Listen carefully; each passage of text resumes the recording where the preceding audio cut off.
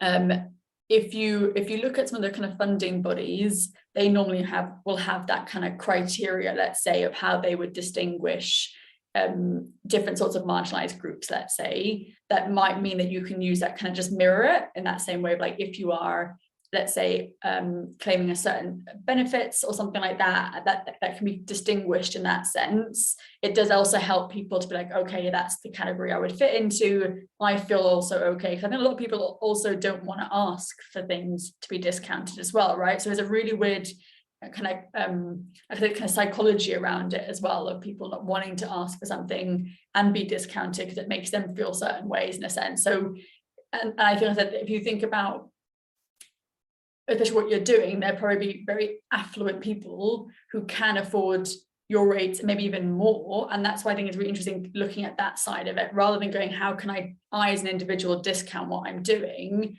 Go, actually, who else can pay for this so I can charge or be covered the same costs and still make the business run?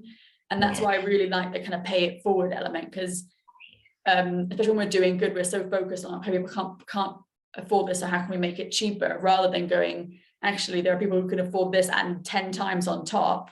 How can we work with them and therefore be able to still continue doing the good work as well?